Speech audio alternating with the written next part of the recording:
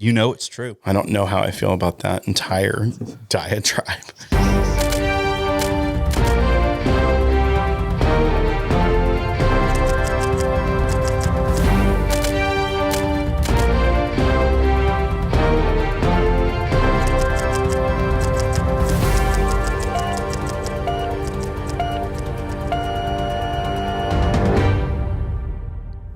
Welcome back to the podcast, everyone. I'm Will, and I've got my co-host over here, the Grease. Say hello, Grease. What's up, dude? It's been a minute. It has been a minute. We've had a busy season of life. Yes, he's completely destroyed his home. Now it's coming back, and he sends me pictures of his kitchen as if he's in a very intimate relationship with I am, after how long we've been apart. I completely get it, for sure.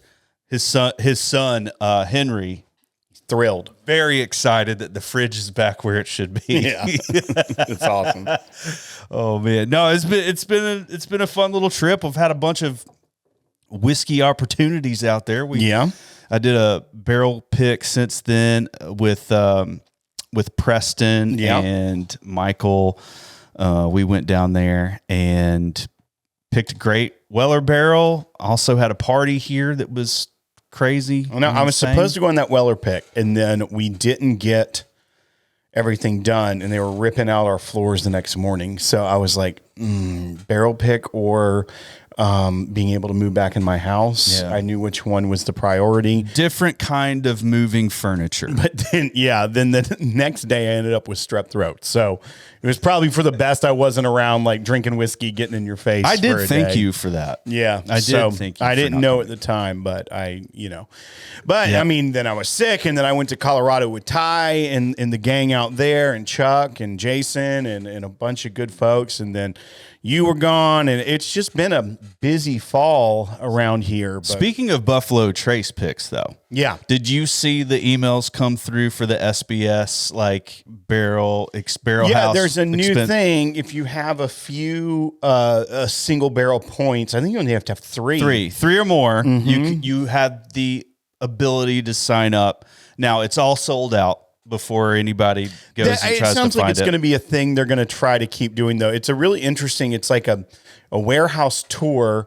It costs $35, and you can take 3 people with you if you cash it in. Mm-hmm. I like that. I like that. Each ticket is $35, and it comes with a bottle of Buffalo Trace and a glass. And it also seems like it's a different tour than you can just get. So I like offering a unique experience, especially people that try all the time to get those. If you don't, the single barrel program, you can do different things to gain points, and then your points, you go into a raffle and you can earn the chance to win a single barrel select. That's actually how Preston was able to get that. Preston actually won. 107. That's what you picked. Yeah. So he wanted to do a 107. I think for the yield, because he is running it through a store. There's a partnership there. Wanted to make sure there was enough bottles. I'm into that. I'm fine with that. I can't wait to try. I'm going to get probably 2 cases. If I can, even though I dipped out, I'll probably get as many as I can. I know a guy. While we were there, we did not do Warehouse H. Warehouse H is kind of, still getting back together. It's still getting back together. We were, I can't remember the warehouse. However, it was the same warehouse or the Rick house that we went that had like the vault cryo chamber in it. Yeah. That's what I call it. It's not, it's just a refrigerator. Mm-hmm. That is completely new now. Okay. It is massive now. So they like the warehouse or the vault? The vault. Okay. They moved it. It's not where it used to be. Okay. It's now in that, when you walk into the door, you know how you would go left towards the vault? Now you just go straight, and you don't even see it. It's a hidden door. I like you that. walk in there. He wouldn't let me take pictures, but there was like the Weller Millennium in there. Yeah. There's like, I feel like it's all high end. They realized, we can slow down the aging process for these older releases, so it's not just chewing on a piece of wood, and they can sell them for rich oak. Like 3 mortgage payments each, and you're doing fine. So I understand why that experiment in a smaller scale worked. And they're like, we're going to put more barrels in here. And to do that, we need more space. Yeah. And you're also dealing with, evaporation, right. if I would assume that helps with yield. 100%. That's the entire thing slows down the aging process by not having the temperature fluctuations, not having it go in and out of the wood, and also not having the heat, which causes it to evaporate. So the one question I have with it is the integrity of that age. Like when we taste a 20-year-old whiskey that comes out of that refrigerator, are we truly getting a 20-year product that we would expect? Are we getting the notes that we would expect from it? Here's my thought on that. And it may be a little bit controversial because I could see some people that are purists say it's not 20 seasons, it's not. However, they're following the rules in the entire history of bourbon. There have been people trying to find ways around by loopholes or tricks to get you a different product. Right. Are you talking about the little staves that they put in there and slosh it around a little bit? You can talk about stave finishing. What's that called? Tempura method or something like that? Tempura method. No. Bento box. You're thinking of Solera method. Solera. Which has nothing to do with staves. It doesn't. The Solera method is like basically like there's a barrel up top and it's like a Christmas really tree. Old. And there's a little bit of that in there. But that's the thing is that throughout the history of whiskey, people have been trying to find ways to either get a shortcut to make something taste older than it is, or in this case, they're finding a long cut, a way to give more liquid at a higher age. Is it purely is a 20-year product that's been done that way going to be as aggressively oaky and as something that's gotten all those Kentucky seasons? Absolutely not. Is it still aged in a new charred oak barrel for that long? Yes, it fits the definition. And in reality, I would like to do a side-by-side, never going to happen, of like when because they're not putting 6-year-old whiskey in there. No, it's already aged up pretty good. Has a length of aging on it. Yeah. And then they slow it down for those kind of final, however long they want to keep it in there. I would like to do a side-by-side of like, for a hypothetical sake, a 15-year that they put in and the 25-year they pull out. Is there a discernible difference? Or does that 20-year just kind of taste like a 15-year? Does it just stop? Yeah. So, but they're able to charge a lot more. Now, I do know for 25+ year whiskey from a previous tour, one that used to be the vault looking door, the bank vault. They said at 45 degrees, it pretty much like stops. Yeah. And that's the temperature that they keep it at. Right. So because there's at 45 degrees, all the wood has contracted because it as it gets colder, it pushes the whiskey out. There's no time when it warms up to allow whiskey back in. So it just kind of sits there. It's in contact with the wood that it's in contact with. So I'm sure there is maybe some flavor still being pulled out. Who's to say at that point? But unless you do a side-by-side, you don't know. And they're never going to let you do that because that would completely undercut their sales of $4,000 to $5,000 bottles that are 20+ years old. Yeah. And there's no way they disclose to you what age they put it in the refrigerator. Right. But it is, for all intents and purposes, aged as long as it is. I mean, it is aging in a barrel. Well, it's obvious that they are increasing the barrels that they are putting in there. Right. Because this space, dude, is probably 8 times the size. Maybe even more. Was the amount that they were able to put out for the prices they were able to sell it at, it clearly was worth it. Yeah. For them to build a bigger vault, to push out more. The profit margins to run that vault and to put things in there and just let it sit and just sit on inventory makes it worth it to keep doing it. Yeah. So they know what they're doing. Outside of that, or it's just if Buffalo Trace knows how to do one thing, it's make money. They do. They know, and they make good whiskey, regardless of and their marketing machines. Right. I mean, regardless of the dislike or distaste that people have for how they've continued to be with scarcity and things like that, their product is good. If their product wasn't good, people wouldn't buy it.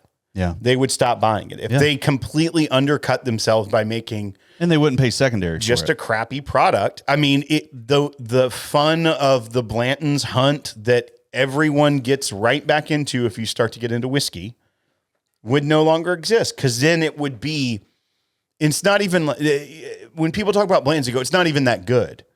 They don't say Blanton sucks. Right? Like, yeah, that's kind of the difference. Or they just say like Blanton's is overhyped. Right. It's not that good. And I mean, people will probably argue with me and be like, no, it isn't good. It isn't good. And that's fine. That's your own taste. But I like Blanton's. But most people think that Buffalo Trace products are tasty products. And so therefore, they continue to do well with their thing. They can do what they want. I need, because we're going to get into some stuff, but I want to give a tease for what's coming for the 15. We have the Jack Daniel's single barrel this year's special release, Tanyard Hill Rye, which is 145.9 proof rye. So it varies. It's like 130 something there's to 140. There's a couple batches that you can get. This one is 145.9 proof, and we're going to side by side it with the Coy Hill, which is Tennessee whiskey, not a rye. Yeah. 141.9 proof. So stick around for that. We're going to test out the old, fire starter that lit a fire in everyone's throats, as well as in their rushing to the liquor store. We're going to call that the Battle of the Hills. With Tanyard versus I said Coy. we're going to call it a hill to die on. Well, which one you do can you die go on for? that hill. I'm going to battle. This one is the rye. So we're going to get to that. So stick around. But we've got some news we want to hit before we get to that. Some news you can use. This one's fascinating. It's fascinating. This one's fascinating me. We're going to talk about this, and then we have some updates on the saga that continues down at Uncle Nearest. But this is a report that an historic Kentucky bourbon distiller is up for sale for $1 billion, and that distillery is Four Roses. It's unbelievable. So Four Roses, which has been owned for quite some time. I meant to look back up when they purchased it. But Kirin, which is a Japanese company, Kirin Beer, is the owner of Four Roses. I think Jim Beam is Suntory, which is a Beam Suntory. Yeah. And they own Maker's Mark. So there's two kind of distilleries that are owned by Japanese companies, the Jim Beam Company and Maker's Mark, as well as Four Roses. Four Roses for a long time was no longer available in the United States. That it kind of went out of our market for quite a while and was only sending over to Japan. They brought it back. Is that the special? What was that one called? Well, they Four do have that, the Roses super premium. Super premium. No, yeah. but even like Yellow Label was just being made for the Japanese market. When the bourbon boom started to hit, Four Roses came back to America, is obviously very well received in America. They've done some of the most great job. sought after, probably barrel proof picks. If you out were there. to force me to name my favorite distillery, it's Four Roses. I love single barrels. I love Jack's making a run. The Four Roses single. What's the Barrel Select? Or Well, I mean Select? that obviously the batch select. The regular small batch is great. I mean, it's just a quality lineup that you can always go pick up. Even the 100 proof single barrels. Right. Well, yeah. those Even are the ones great. that are on the shelf. So this is a Four Roses spokesperson. This is from the Kentucky, the Lexington Herald Leader. Four Roses spokesperson did not immediately respond to requests for comment, but a spokesperson for Kirin Holdings told Just Drinks, at this time, there's nothing we can confirm regarding the report, and we have no comment to offer. But it says Reuters reported the company has been working with advisors from the U.S. to find a potential buyer. First round bids are expected next month. So in November. Yeah. And so what's interesting about this, they bought it in 2002. So Heck of a run. It was a part of the Seagram's portfolio that was sold to Kirin, that Kirin bought in 2002. It's so interesting that they took it, Kirin, when and this even references, it was a bottom shelf blended light whiskey Jim Rutledge took it back to its roots with straight bourbon, and they have done great things over this 23-year run that we now know and love. Like, they were able to revive the brand. Honestly, Jim Rutledge in that point of his life, like, he's like made himself a big name. 100%. Yeah, he definitely was able to revive it and became kind of a legend in especially this era of bourbon. Revived it and made it superior, premium product. Like, so good. So here's the big thing. Obviously, I think this is a move by the Japanese company reading the tea leaves of the market. Mm-hmm. And they are getting rid of a sector of their portfolio, which they feel like is going to drag down the rest of their business. It's a global company. Mm-hmm. Do they have shareholders? Surely. Yeah, Kirin would be, I assume, a publicly traded company that is, it's so humongous. You also have to, like, shareholders in that situation is like, you better get the cash flow. Yeah. If you want me to stay. They are, they're in an over-the-counter market, but it is publicly traded, $14.63. Let's see what their year-to-date is. They're up, almost 13% year-to-date. It's pretty good. Over the past full year, down 1.75%. So what about five? Even five. 5 years, might as well. They're going to be past 5 years. So that is December 24th of 2020 was kind of a high. They were at $23. So they're about $9 down from their high, which was 5 years ago. Which would be, but they've held pretty steady. It looks for the past two, almost 3 years have been all kind of in this mid $14 range. So it's not like they've had like this bottom fallout on their stock price. Obviously infusing their company with $1 billion of cash by selling off a sector of their business, I feel like is going to elevate.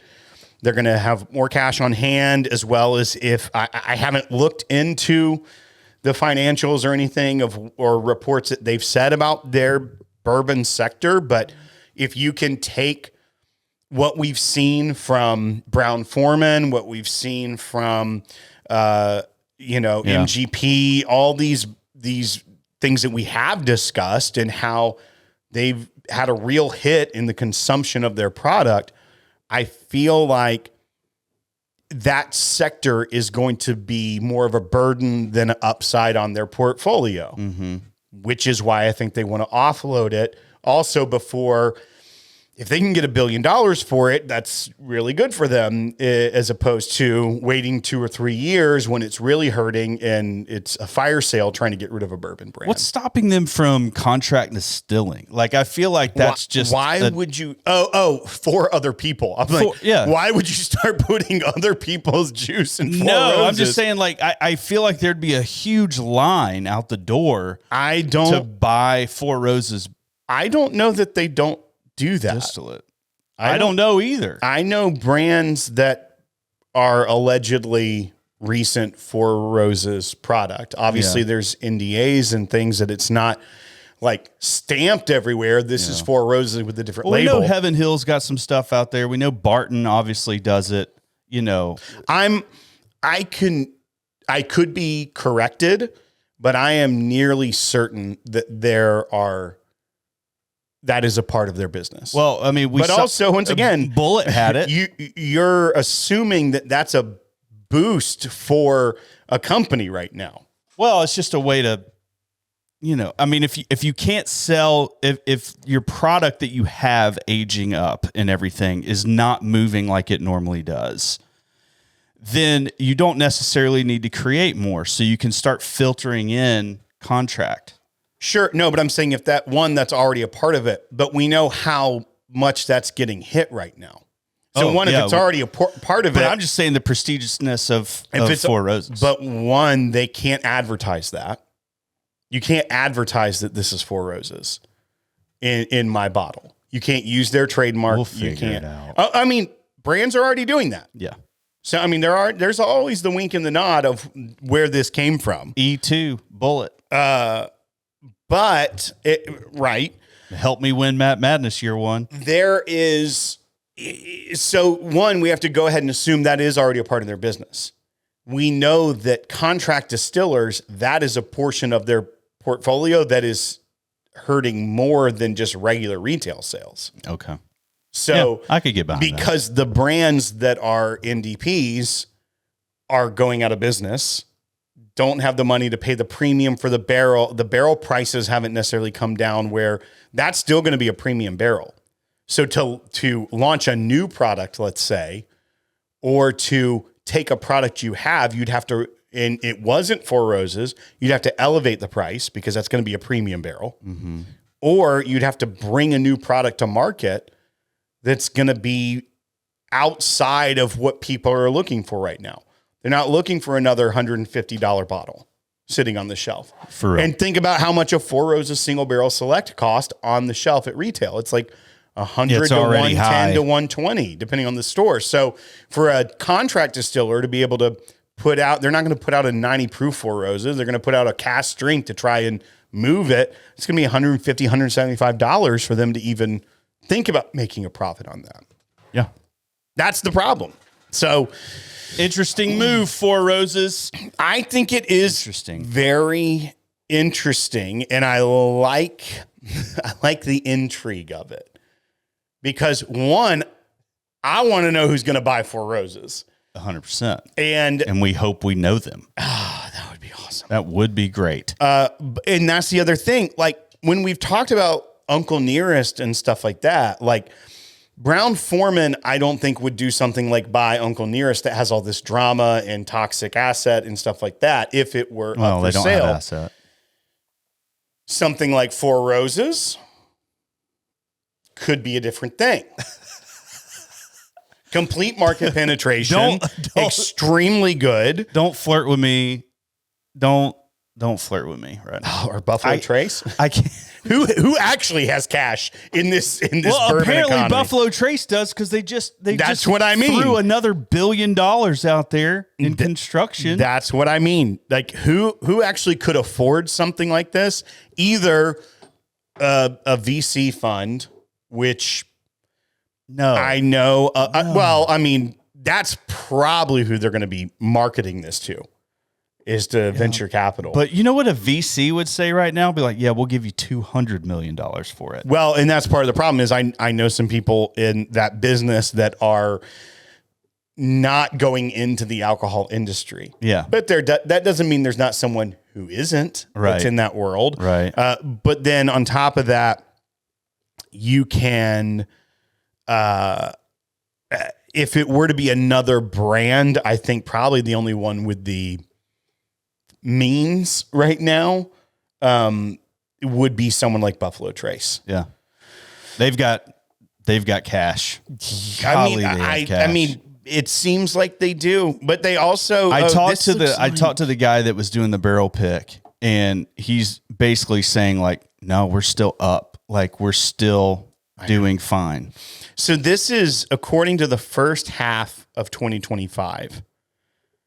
Four Roses did almost 80 million in sales, which is only a dip of 0.2% year over year.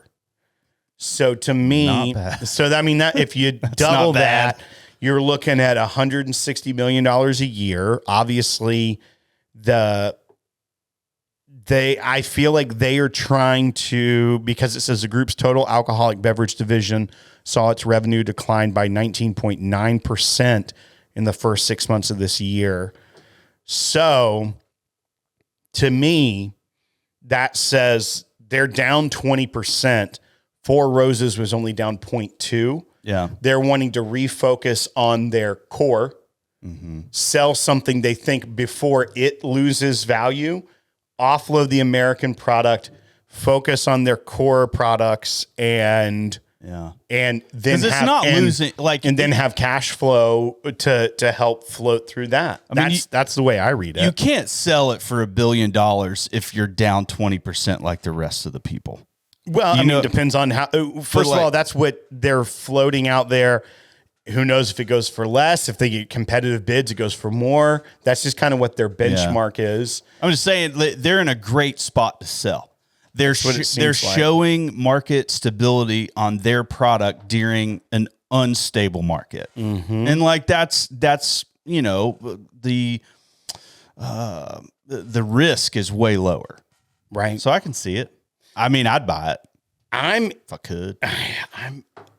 I'm very into this story. I'm going to follow this one pretty aggressively just to see what comes out of it.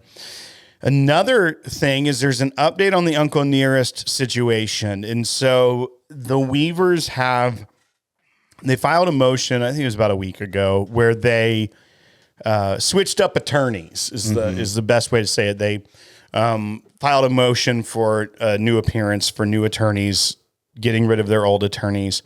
And that's a pretty big switch. Well, here's right? Like how often do you here would be because it's over the same thing. Like those attorneys are better positioned as far as knowing what has been happening. They're up to speed on everything. They're moving forward. For them to say, nope, we don't want you. It seems like, and this is all my analysis, not any sort of inside information or anything. So what it says to me, especially with what the first slew of filings from those new attorneys are, is I feel like maybe the Weavers didn't think their previous attorneys were aggressive enough. Or the previous attorneys are like, oh, we can't do what you're asking us to do. Well, I don't know, because really if there was a conflict that arose or if there was something, sure, there's a lot of options. But their first attorney wasn't able to save them from going into receivership. Okay. So if you're the client and you're thinking, okay, the one job that they wanted that attorney to do was save them from going into receivership. When the first quarter report came out from the receiver, one of the big underlying questions that the receiver had was, hey, there is like 10 other companies. Yeah. And these other companies... Wait, is that in addition to the 5 other LLCs that moved money around some for of them, a house? Some of them were that. But then there was about 5 or 6 more. Okay. That as in the course of their looking over everything and getting into it, they saw. And what the receiver asked the court was, I don't know what to do with these, because it's not Uncle Nearest. It's not the ones that he was tasked with being the receiver over. You don't want the receiver to be like, I don't know what to do. And so the receiver was saying some of this seems like they were closely related enough. Obviously, they're also controlled by the Weavers, all of these entities. Am I supposed to be receiver over this? If so, I need to get access to the bank accounts. I need to be able to put all this control in place. If not, I need to know how to navigate some of these minglings of finances or transactions. One was, do you think there were transactions in between those entities? There is, yes. I mean, that's not maybe yes or no. That's why he asked. Even if it's just moving money around. Well, it's not even like that. Like Shelbyville Barrel House Barbecue LLC, which is a barbecue restaurant, which the Weavers argue was, especially because of licensing, that they couldn't have the distillery and a food outlet. So they're 2 different companies. The barbecue restaurant pays rent to be in there. They own both of them, but they can't be under the same entity because of state regulations, things like that. That's one of the things they argue in their pushback of saying, no, it should not be under receivership. That could even jeopardize the license. So it's messy. Yeah. But not like that's probably business-wise how you would do it. Yeah, no, this isn't alleging anything nefarious by any means, that they have different companies for different things and whatever. That's, I mean, we need to drink something. Yeah. Oh yeah. But it needs to be lower proof since we need to warm up our palate. Okay. So not PHC 8 wheat 13 year. Here's Parker's Heritage number 10 bottle and bond 24 year 100 proof. Yeah. This is from 100 proof? Crispy. This is from Crispy. 24-year bottled and bond. Old Chris Proco. Yeah. So that I don't think that there's anything alleged that this is nefarious. This is that and I think the receiver legitimately has questions, and the receiver who's wanting to exert the control where appropriate is asking, hey, should this be a part of my receivership? Smell that first. Back to my... that's oaky. That didn't sit in a refrigerator, to my knowledge. No. So back to that whole hypothetical. If your first attorneys, if you were a person as a client that was displeased that your attorney wasn't able to keep you out of receivership, which whether or not that was even possible based off the fact pattern, right? That's neither here. I could see a client being like, I want to go with someone that's more aggressive, that's going to get me to save these companies from going to receivership. One is a interwoven family foundation. So it's nonprofit wing. Sure. There's a lot of it, like this whole thing has been the whole time. It's a messy thing. Yeah. Not saying it is a nefarious thing. It's complex. A lot of times, especially when you have a big business that is not like even a publicly traded company, when you are entrepreneurs that have a business and have investors, you want to keep some of your other things that they're not investing in separate. Like the business world can get messy very quickly when there's a lot of money involved and you're also trying to shield things from even the loan. Like other businesses of theirs that they weren't taking capital out for. Yeah. They don't want to then be a part. So I think everybody understands. I can see that point to the Weavers too. Like, no, you shouldn't be receiver over this. This has nothing to do with farm credit that's coming to get their money. Yeah. So leave that alone. I feel like they've got a decent argument on that. Yeah. I mean, once again, and maybe not all of them, maybe some of them. I'm not an expert on that. Yeah. Nor would I want to be because but now that's where this is all at though. Will they take distillery funds? Let's just say taxes are coming up or whatever, end of the year, whatever. Would a for-profit wing donate money to the nonprofit for tax write-off reasons? And would they keep that quote unquote internal? Or is there some issues I'm with not that? gonna speak on that. Don't have enough information. Not a CPA, not Copy. a tax attorney. Don't even want to go down that hypothetical that is something that they or others may or may not have done. So I can't get into that. But this all does stem out of the report, which had a lot of very positive things to say. The receiver, when he first got into it, said there's a lot of value here. There is a lot of we can salvage the business. Has a plan for governance and controls. So he thinks there's hope. Financial summary. Yes, they are selling off the cognac business. They are selling off in like the property they own in France. They are selling off a vodka business. Like they are. Now, can the receiver do that? Oh yeah, the receiver's in control of the entire company. So he can sell whatever. Yes. Wow.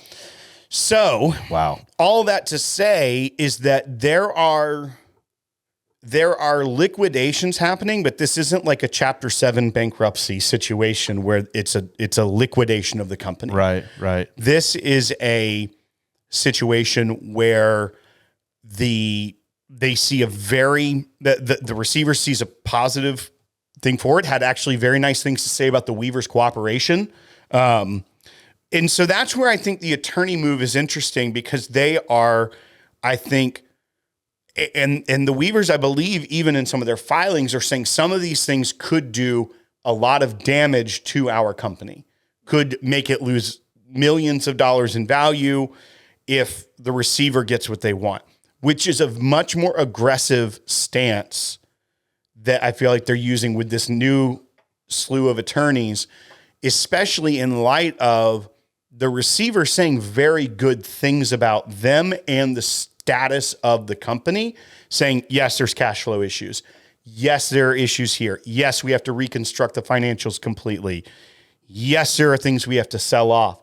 But at the bottom line, what you get from that first quarterly report by the receiver is not one of, I got in here and we got to just sell everything because this bank's never going to get their money back. Yeah. And there's even, I believe, I remember reading on there that basically they're going to countersue for the like lost revenue because other businesses won't do business with them due to the, I don't know if they use the term defamation or not. However, that made me chuckle a little bit because I'm like, yeah, I wouldn't do business with anybody that doesn't pay me. Like that's the right of people to say no. Like and basically they're combating that with like, no, like you're the ones that are causing them to say no. And we've lost all this money. Like, no, I don't know about that one. Yeah. Don't know. So here, I do want to go through kind of the key like positives and negatives from that first report, because I think it is very interesting. So one, the receiver said they were able to stabilize it. The cooperation from the weavers, the management, and the employees have all been great, as well as the bank, Farm Credit Mid-America. They got in quickly. They were able to get access to everything. There was nothing they had to fight for. They secured all the bank accounts, et cetera. They developed a budget and operating cash flow. They were able to get some expenses through, professional fees, all this stuff. They also got short-term funding from the bank of like $2.5 million to be able to make sure that all stabilizes. So the bank is clearly happy with the plan laid out by the receiver, that it can be stabilized. Sounds like this receiver needed to be the CFO. Well, I mean, that's what the receiver is right now. Well, I know. I'm just saying it sounds like he's nailing it. So then operating progress, they've made sure what inventory there is. There is restored relationships with distributors that were going to not take it, et cetera. They did have layoffs as a result of this, about 13%, to be able to get that cash flow back in. And then they were able to start looking into the assets, such as the Martha's Vineyard property, the cognac thing in France, et cetera, to see what they want to liquidate. And they think that they can get, one of the main things about the cognac thing is for them to actually get that to market, they need about another $25 million. Jeez. So the receiver's like, you're not getting that. You're right. We're just going to sell this. And that's going to take a while. It's not like you can sell something and like that overnight. He even talked about the challenges of getting into French court as the receiver, having all this stuff. Like that's a mess. And that's once again, it's a but then he said there is a cash flow crisis. That the first 2 weeks were crazy, but they got that under control. The first 2 weeks as receiver, he said it was just like, I can ridiculous. The financial statements, they're having to completely rebuild. That anything before 2024 were deleted by a former employee. I'm sorry. And I would assume that is the CFO. So they were gone, the financial records. So they're reconstructing the data. There's the issue. Can that be like, that's a crime, right? I'm surprised that the CFO has not been charged with something at this point, when it's so open. Doesn't mean it's not coming. It just means a prosecutor has to get on it. And I will say this, like, that's going to help the weavers. There's a good chance that this receiver goes to a prosecutor or a U.S. attorney and is like, here's everything I found, by the way, of white-collar financial crimes, et cetera, in the course of this. I could see that coming for that CFO. Yeah. That would not shock me. And that would be federal at that point, right? Yeah. Oh, yeah. It'd be a federal crime. The corporate entanglement, that's the issue that he's talking about with all those other entities. That's a big challenge for him because he's like, there's a lot of questions there. Shareholder uncertainty. Apparently, who owned what percentage of the businesses was inaccurate. And there's a lot of questions surrounding it. So they're having to go find individuals and see what they were told, how many shares of the company they own. And You're saying the number of shares they owned was inaccurate, or yes, or the amount of people that invested was inaccurate. All of that. Yeah. All of it. Yeah. So that's an issue. There's also some potentially unauthorized share transfers, et cetera. So that's a mess. And then there are liabilities with tax compliance and things that they're having to work through as well. So they're having to work through. That's just so it's good job on the receiver. Right. My brain, there's no way I could receive anything. Yeah. So that's where 100% you were not built to do anything like this. I was not built to receive. No. Okay. I'm a giver. Okay. So that's where it's at. I mean, I think it's fascinating. We're going to keep following it because things keep getting pushed. But I mean, they filed a response for each one of those companies, which they were told to, because the court said basically if one of those LLCs didn't file a response to the questions and why they shouldn't be in that, basically the judge was going to take that as you're liable. I'm just going to throw it to the receiver. Yeah. So we don't have it. We'll have that, I'm sure, soon. That it probably got delayed a touch because they switched attorneys. So now they've got all those in. Yeah. And it's the same attorneys representing, and that gives you grounds to like extend or like I believe they still met the deadline, but it still wasn't like they got all those in early because it was the same attorneys that they've been working with. It's new. They have to get all that. Those attorneys have to get all the files. They have to get up to speed on the case. So I can see the judge being a little bit more lenient on some of these deadlines and saying like, okay, I'm not going to come right out. I'm going to wait for them to get up to speed and then we're going to go move forward. So there's a lot there. There's a lot there, and it's not over. Yeah. I'll be honest. I do like how optimistic the receiver was, that he's like, we can do this. They've been very helpful. This business doesn't have to go away. Yeah, no, that's the breath. Yeah. That's the shift for me. That's the biggest shift for me that says, holy cow, the Weavers could come out of this scathed, but not completely out of it. Well, and that's the other question I have. Obviously, you want the receiver in your business as little as possible. And so I completely understand the Weaver side of being aggressive of like, no, you're not getting into the family trust. You're not getting into the barbecue business. This one LLC was formed but never did anything. So therefore there's not even a bank account. Like there's some of those I completely understand. Okay, sure. Even if the receiver took hold of it, there's nothing there. Why does it matter? I mean, you could even say the filing was though it should not be in it. I understand you're going to put up the defense as much as possible, but to some degree also, if you are being cooperative and he sees a way through it, at what point do you try to work with the receiver and say, maybe these could, but these, like before even letting him get to the court and ask all those questions, and then you have to file all these responses, because that ain't cheap. Yeah. I think, I don't know, the first thing that I learned about LLCs and the reason to do it is to distance yourself in a lawsuit situation. And like, so, right, 100%. Yeah. So I'm looking at that and saying, yeah, like I would expect them to not be able to go after these different LLCs because there is a disconnect in them. Well, and I feel like though, to some degree, for some of them, that is probably the appropriate thing, that, this shouldn't be a part of it. Mm-hmm. The big question is, I feel like the barbecue restaurant should be a part of it. And that's the thing, is some of them are separated for legal purpose, but in practicality. Mm-hmm.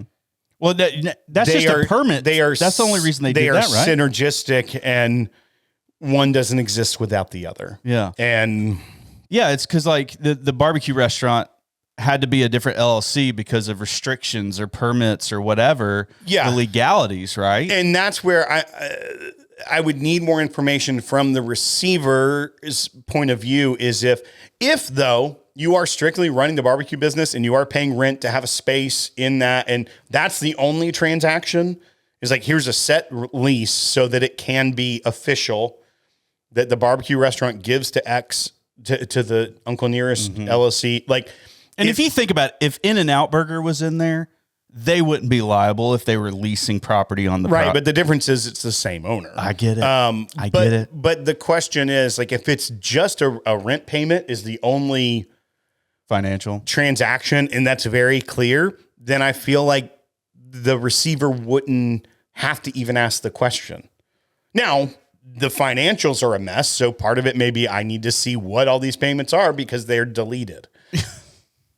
That's why it's so messy. That's unbelievable. That's why it's so messy, though, is that it could be just that the receiver can't tell. I just can't imagine that CFO getting out of there. It's not just one transaction, that there's multiple and different in both ways. Then that does make the receiver perk up and be like, okay, I need to see the other side of this. Why is it so commingled if it is two separate entities and everything? So it's a big question. It's a big question that we will find out when the judge says, well, even if which entities are a part of the receivership. Even if you file an LLC, okay, and you have that or the protections that an LLC have, there's still rules. It's not a get out of jail free card. 100%. It's not that, we can do whatever we want now because of this disconnect. Like, no, there's some different things there. So, I mean, I understand why the receiver would want to see the other side. 100%. Especially because it could make his job a lot easier. 100%. Yeah. Yeah. So that's interesting. But top line, it makes me very happy to hear that the receiver is optimistic and that they have worked really well and cooperated at the beginning. That makes me happy. And it's a Weaver receiver. The other side of that is now we will see if it gets nastier and more aggressive. If that was indeed the reason for the attorney switch, we will see. We'll see what happens there if it becomes a protracted court battle, or if they can see a way through it where they end up just back in control in a couple of years. Like, that's best case scenario. Yeah. Is that the receiver says, job done here, bank satisfied, we got a good plan, hire a new CFO, please, that's not a crook, allegedly. And there we go. I mean, that's the best. And then honestly, I think all of the swampiness and nastiness that got dredged up during this, I feel like people forget about and don't care about. Yeah. Like, I feel like it's... But no, here's the deal. If she goes through the legal... If the Weaver family goes through this legal process and they are found to be fit to run the company again, right, I will celebrate it. I will go to the grand opening, which they should have at the distillery. I will be there. And so that's where the calculus for the business owner, I feel like, has to be as well, is that I know she came out swinging early, and you also have to remember back there when the attorney in court, when she wasn't there, was like, can we trust her to keep her mouth shut? And the reporting on it was that he like shook his head. Yeah. Maybe they didn't get along. Maybe their styles didn't vibe. There's a thousand reasons why you would change your attorney. So I just think that it's juicy. If that energy and aggressiveness that was before that she put into fighting, if you kind of put that on the back burner, get through it, I feel like everyone will be fine with the outcome. Yeah. Like, it won't be this tarnished reputation. I think that they can right the ship. Well, and most people thought helping. that we were all excited and encouraged and like wanting that to succeed. Right. You get thrown into this legal battle, and if you come out on the other side of it, there's no grounds for me to change that mindset. Yeah. It's like, wow, they went through all of that and it all got ironed out and everything's fine. That sounds awesome. Yeah. I hope that for them. You want to go to the 15? Let's do it. I said the wrong thing. No one cares. It's been a minute though, Will. No one cares. They care. I care not. Battle of the Hills? Yeah. I got hills. How much this cost? They're multiplying. And I'm losing control. $79.99. Right, here we go. Welcome back to the podcast. And we're back from the 15. Some say we never left, Will. All right. We're going to do the Hill to Die on. Okay. First glass is the forthcoming. Actually, I feel like it's hitting markets now. Well, it's already been released at the distillery, and some markets have already received it immediately right out of the gift shop. You saw it on secondary, upwards of $800 for the bottle. Okay. All right, well, I hate that. I hate that. All right, so we are doing... Dude, you're generous. It's only whiskey. I gave my sample to this Don. one is the Tanyard Hill Rye. One on the right. And this one is the Coy Hill Tennessee whiskey. This is from a couple years back. And we don't need to do it blind either, okay? It's a rye versus a bourbon. So, specifically for you nerds out there, this was number 13, Barrel House 13 of the Coy Hill. There was a Barrel House number 8 release as well. So this one is 141.9 that we have. So the proofs are very, very close. 141 and 145. Both are flammable liquids. So yeah, we're in a hazmat situation. Yeah. I mean, with just looking at both of them, how dark, like mahogany. Both of them. Yeah, both of them look rich. Is there a hazmat sticker on that one? There's not. It is flammable, though. Is that legal? I feel like those hazmat stickers are not by law. You mean if you put the sticker on there, that's illegal? No, it's not necessarily illegal, but that's not a requirement. So, like with the obtainiums and stuff, when they put that on there, I don't think that's required. It's just a big because it's not. It doesn't have a hazmat or a sticker on it, like Everclear 151. Is it one? It's not one. That's Bacardi 151. There's Everclear 151 too. I thought Everclear was 180. They have that as well. But Will and I had it one time. The 180 at an Irish pub. Did we? Yeah, in DC. I don't remember that. You do not. No, we'd use 151 for Hunch Punch in college. Yeah, we'd use Everclear because we were sophisticated. Well, I'm talking about Everclear 151. Oh. When you say 151, I just think Bacardi. Right. I'm talking about Everclear 151. Okay. All right. So we're going to go for, let's try the new boy here today. Okay. This new one. This is Tanyard Hill. We both had it before. So I only had a little bit. Fletcher. Yeah. Grease got on a call with Chris Fletcher. I got to read in my son's kindergarten class. Yes. At the same time as that. So I picked I have the AI minutes for you. I should send those to you. You should. And by that you mean notes. He called out Sven, the PR, the global PR guy, because Sven said Tanyard Hill, and Chris Fletcher's like, we're going to need to work on you, Sven, because it's called Tanyard Hill. Tanyard Hill, yeah. And I'm like, I got on there. I was like, shout out Sven, but I was like, I'm from the country, and we would totally say Tanyard. Yeah, I would have thought it's Tanyard. Yeah, Tanyard over Hill. there in Tanyard Hill. Yeah, but he's like, it's Tanyard Hill. I was like, that's a Lynchburg thing. That just doesn't. Tanyard Hill. That doesn't flow. I don't know. So Chris did say that there's a roughly a little bit less than 200 barrels because of the loss. Sure. Some barrels, they'd get 5 bottles out of. They're not going to release it. But 15,000 bottles are hitting the market, and it's so a lot $79.99 retail. $79.99. Yeah. And so I'm going to say, it's very similar to an Eagle Rare release where there's 15 to 19,000 bottles. Mm-hmm. Like it's going to be hard to find. Sure, it's going to be hard to find. Obviously, the secondary market people are utilizing this moment. Oh man, screw you guys. And do we know? Is it 10 years old? Is that the age? It's minimum 10 years old. Right. But I think all of this is the same lot. It's all the same lot. It's coming from the top floors of the Rick House. Barrel House 1. Yeah. And it is, I think this was the same run. In fact, I'm 99.9% sure it's the same run. And the the range is from 130.2 to 148.8. So ours is kind of on the upper end of that. I mean, I don't even want to know what the 148 is.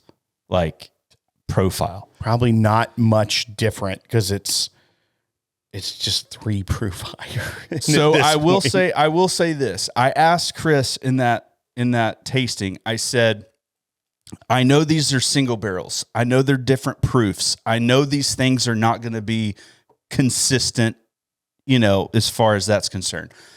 But what character base goes across the board?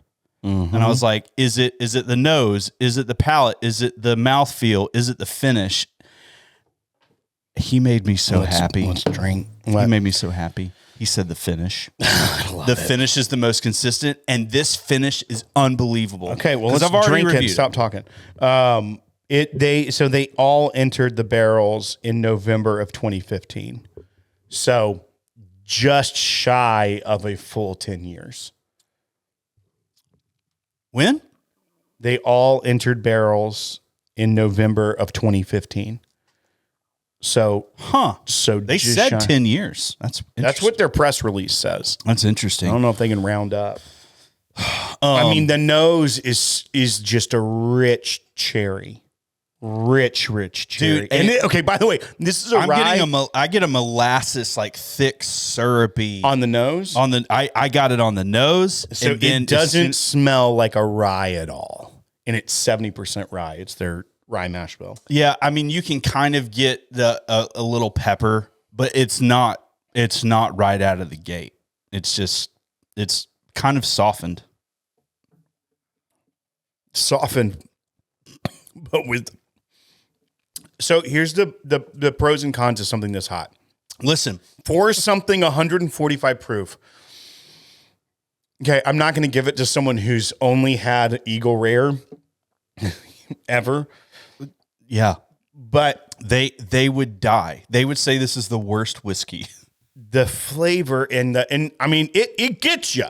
It does get you. It's got a lot of alcohol on it. But obvious reasons. But it gets you in the chest more. It's a Tennessee hug. It drinks I would say 125. I've had 125. I think it drinks 125. It doesn't burn your mouth. But it is, I don't know how you as someone who suffers from acid reflux can drink it. I'm going to say this about Tanyard Hill. Okay. Tanyard Hill. Okay. Imagine my blood, okay? You got white blood cells, you got red blood cells, okay? Both of these blood cells are high-fiving. Basically, this whiskey, there's no racism issue as far as blood cells are concerned. Everybody's getting along, everybody's high-fiving. That's how I feel about this when I drink it. It's true. I don't know how I feel about that entire diatribe. I just put one single drop to modify the chemical makeup of it. Fletcher actually suggested that. Well, I mean, once again, when it's that high of a proof, no one's sitting there and be like, how dare you water it down? You're right. And I just put literally, I went from the cap. So I got a little bit in there just to change the chemical makeup a little bit, just to see how it opens up. Because on the first sip, with the alcohol, which didn't overpower the flavor, I got cherry and leather, and it does not drink like a rye. Yeah, there's a big cherry note. I want to see if I get more rye spice from that drop of water by opening it up, breaking up those bonds. I would say it might even be less. We're about to find out. You're about to find out, ladies and gentlemen. Smells incredible still. I could nose this. I mean, this is one of those where once it's gone, you just leave that glass and never wash it, so you can just go back and smell the remnants that are baked on that glass. The answer is yes. I actually told somebody this. I was like, I'm just smelling the empty glass. I want an air freshener that's this. Yeah. Yes. Oh. I want a soap. Okay. Jack Daniels needs to release a Tanyard Hill soap. Okay. That you get more rye. You get more rye when you put. I'm talking just enough just to. I would say that would push it more to the sweet side, but maybe not. No. Because it whatever it did, it it lets the spice come through. So now I'm getting, first of all, if you want to talk about a winter warmer, something to sit out by a campfire with, it's this right here. A whiskey warmer. I'm getting some like almost like so I get the leather and tobacco, which is just in your face from the hot summer and cold winter in that little valley wherever Tanyard Hill is. And you get all that interaction with the barrel for 10 years. You get the oak, the vanilla, the leather. Then you get from that spice coming through just some like sweet cinnamon, because this is a very sweet rye and it's 70% rye. But you get a little bit of sweet cinnamon bursting through with that cherry. It is a remarkable flavor profile. It's remarkable. It's incredible. I don't know how every whiskeytube media outlet doesn't say this is the whiskey of 2025. It's incredible. It's hard for me to say that it won't be. Here's the thing, though.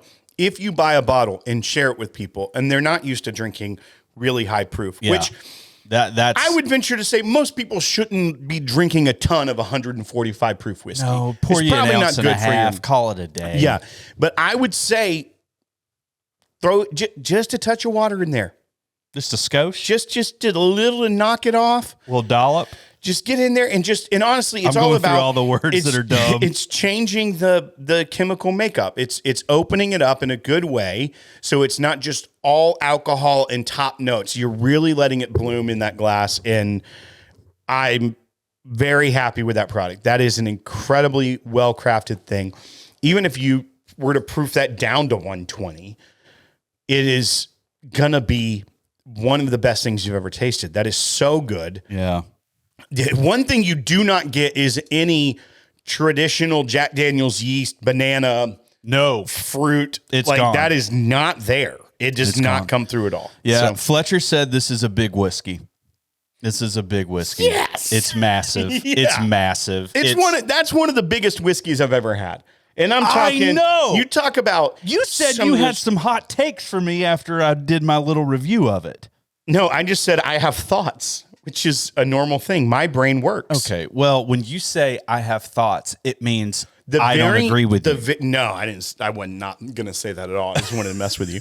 Okay. I got a ton of honey on the very first one I had. Interesting. I just which you were talking about molasses and stuff. So there's a sweet component. Rich honey, and I was shocked by that. I didn't get it as much this time. Yeah. So, but you had it on a fresh crack. I mean, fresh crack, no warm up, straight to 145. Dude, I did it too. I did not have anything before I had this, and I was surprised at how it was hot, but it didn't kill me. Here's the thing: you put this up against any of those George T. Stagg's old school pirate bottle Elijah Craig barrel proofs. Yes, this one just kicks them. Yeah. Kicks them hard.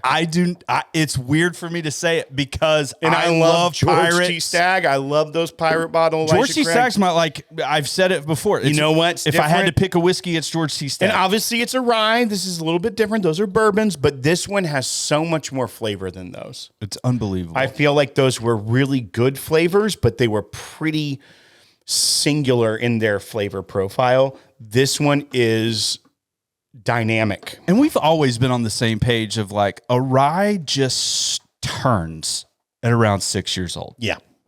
It starts transforming from super spicy to starts getting those sweet Candy notes. It's like what we get with Thomas H. Handy. It's a 6-year rye released by Buffalo Trace as part of the Buffalo Trace Antique Collection. This has the same sweet vibes of the transition after 6 years for sure, and they gave it a little more. That's essentially what happened. All right, let's try the Coy Hill. Then we got to wrap it up because we got to do a town hall. We do have to do a town hall. Oh, the Coy Hill is much more perfumey and floral on the nose. Yeah. Yeah. I actually, when we had the tasting with Chris, I side by sided the limited edition rye, the barrel proof rye. Yeah. the barrel proof rye was insanely more floral, like astronomical. It was like, and I was not getting any floral on the Tanyard Hill. Okay. This is still a great whiskey. The Coy Hill is a great one. Coy Hill's fantastic. Peanut butter. More savory than the, even though the other one had leather and tobacco, which are savory notes. This one is savor bomb. This one has a lot of traditional Jack Daniels. I'm getting a chunk of tobacco on it. This one though, it's an aged, but this one is in that same profile as one of those really good single barrel selects. Yeah, if I was going to hotter and more aggressive and older. If I was going to say anything about the two, I would say when I tasted this, I was like, wow. In the Coy Hill. When I tasted the Tanyard Hill, I was like, what am I tasting? Like, what is this? And that's kind of the difference to me, side by siding them, which lends me to say the hill to die on is Tanyard. Yeah. Like, I want to be buried. Give me the headstone. I was going to be cremated, but I don't want to be cremated no more. I want to be buried on Tanyard Hill. Lauren, if you're watching I want to be buried in a barrel, and it'll preserve my body at 145 proof. Dude, is that what mummies did? Like people?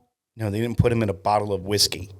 Yeah, but I mean, I feel like that would preserve it. Look at freaking like capers. Okay, you put them in vinegar and stuff. Holds. They last forever in the bottle. I did put a little dollop of water in there. Why do you have to say dollop? Because you said it earlier. I know. I was going through all your stupid words.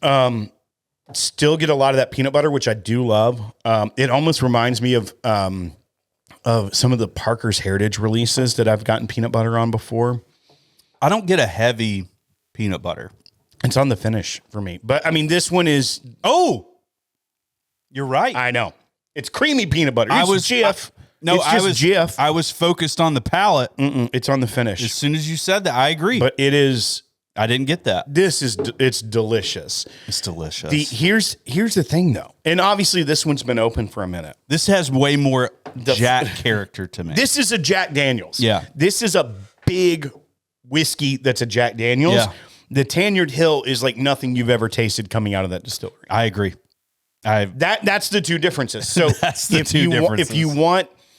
If you want just the most aggressively beautiful Jack Daniels you've ever had, like think of the best store pick you've ever had of the way barrel off profile of this. Yeah, the Coy Hill. Yeah, no, the Tanyard no. I'm talking Hill. about Coy Hill. I'm giving a if you want. I'm sorry. If you want a big in your face Jack Daniels, it's like the eclipses any of those good single barrel selects that are barrel proof that you've had. You go with the Coy Hill.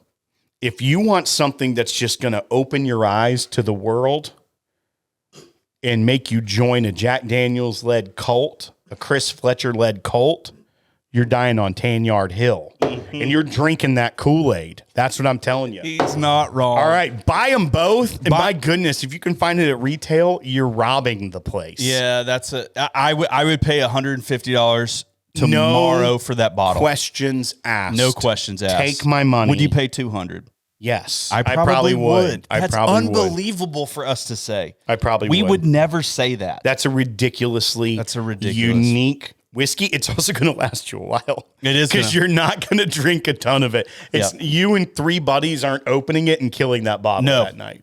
You shouldn't. And if you do, you wasted it. Yeah, you did. You did because you have 2 drinks of it and your palate's gone. It's gone. You don't even just switch to some Yellow Label 4 Roses at that point. Why on God's green earth? I literally was going to say the exact same thing. Because that's called a callback from the beginning of the show. You had it in my head. Thank you guys for watching. I do want to say one thing before we end this. A lot of you guys know Bob Little, very close friend of ours. He's been around. He went on the Pod Cruise. We've known him a very long time. And you guys may remember from Oak and Thieves, one of our partners in that with James Smith. Bob and his wife, Katie, lost their son, George. George was born with a rare genetic disease that he, like a boss, championed through and lived way beyond the average for someone with his condition. Yeah, he beat was all odds. Thriving. He was in kindergarten, and he tragically passed away after that long fight. just a little over a week ago when we're recording this. So if you are thinking about that at any point, just prayers for comfort for Katie and Bob and how to process and live after something like that. But that we were devastated for them. They're people we've known a long time and loved dearly, and George became a rallying cry for many in the bourbon community. The PourOneForGeorge hashtag raised a lot of money for Fragile and Focus, which was a nonprofit that helped kids with genetic conditions like George, and they helped immediately day one when George was born. We're there with. Well, Katie and Bob they provided like intel and resources, like, and hey, education listen, about there what is they needed. So many government programs and stuff like this that you can get involved in. Yeah, put this application in,